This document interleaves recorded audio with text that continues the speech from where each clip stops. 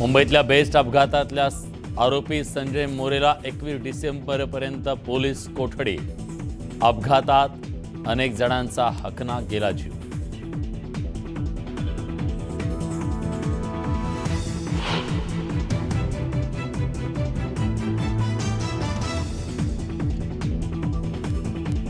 Best अपघात प्रकरणातला आरोपी संजय मोरेला टॅक्सीतून कोर्टात आणलं। सुरक्षेच्या कारणास्तव पोलिसांकडून खबरदारी।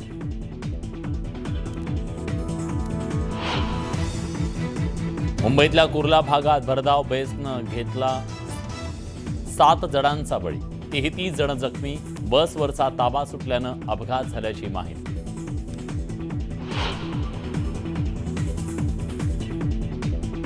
ईव्हीएमवर बोलण्यापेक्षा आधी सुप्रिया सुळे आणि रोहित पवारांचा राजीनामा घ्या। गोपीचंद पडळकरांचा पवारांवर विचार। खळं लुटणारा गावात आला होता। पराभव होत असल्याचं कळताच आरोप प्रत्यारोपांना सुरुवात। सदाभाऊ खोत यांचा पवारांना टोला।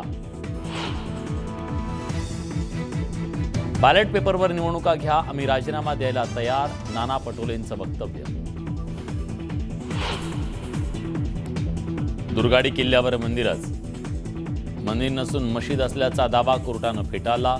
48 वर्षांनी मिळाला न्याय। डोंबिवलीत जल्लोष।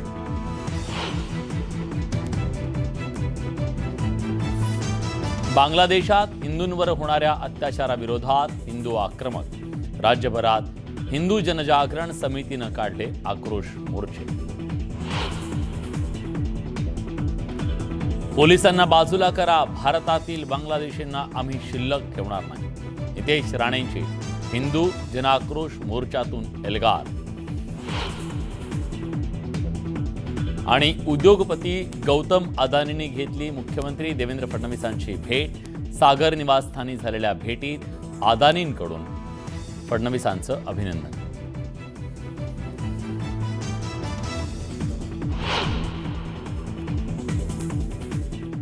नमस्कार, मी विलास बडे। न्यूज 18 लोकमतच्या या बुलेटिनमध्ये आपल्या सगळ्यांचं स्वागत। बुलेटिनच्या सुरुवातीलाच बातमी मुंबईकरांना हादरवून टाकणारी। कुर्ला किलिंग बस प्रकरणात मोठी अपडेट समोर आली। कोर्टानं आरोपी संजय मोरेला 21 डिसेंबरपर्यंत पोलीस कोठडी सुनावली आहे। कुर्ला बस अपघात प्रकरणात आतापर्यंत 7 जणांचा जीव गेलाय, तर 33 जण जखमी झालेत। या घटनेनंतर स्थानिक आक्रमक झाले। घटनास्थळी काही जणांनी ड्रायव्हर संजय मोरेला पकडून मारहाण केली। दरम्यान मोरेला आज कोर्टासमोर हजर करण्यात आलं। यावेळी कोर्टाबाहेर कुठलाही अनुचित प्रकार घडू नये यासाठी पोलिसांकडून विशेष खबरदारी घेण्यात आली। विशेष म्हणजे पोलिसांनी घटनेचं गांभीर्य लक्षात घेत आरोपी संजय मोरेला टॅक्सीतून कोर्टापर्यंत आणलं होतं।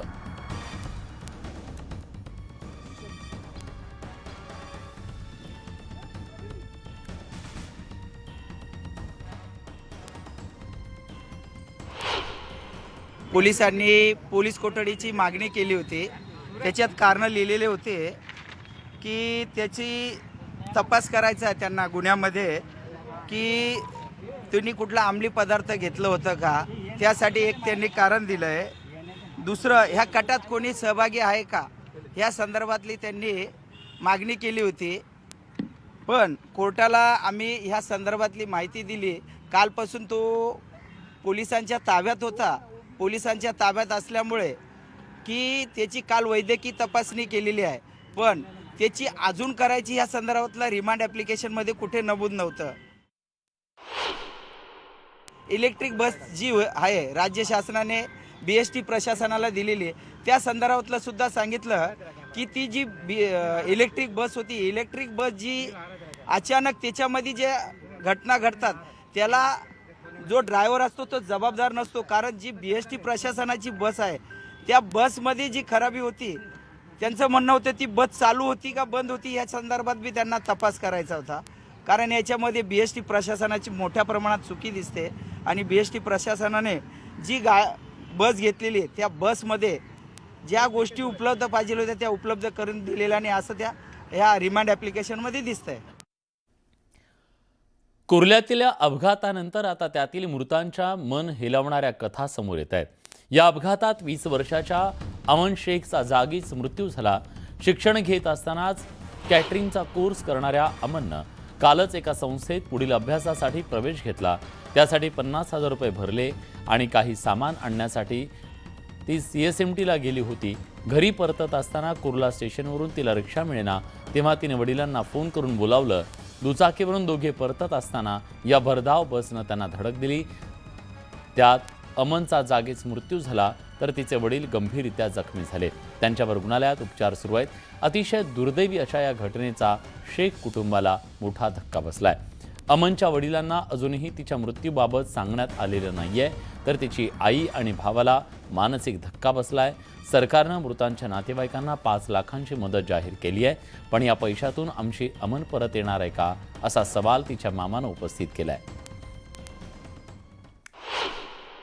जो सामान लेने गई थी, जब वो आई है उसके साथ उसकी एक फ्रेंड भी थी. अच्छा. उसको रिक्शा मिली, वो चले गई. हाँ.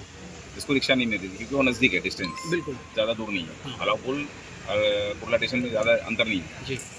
उसने कॉल की कि डैडी मुझे रिक्शा नहीं मिल रही है, आप आ जाओ. जी. ये चले गए गाड़ी लेके.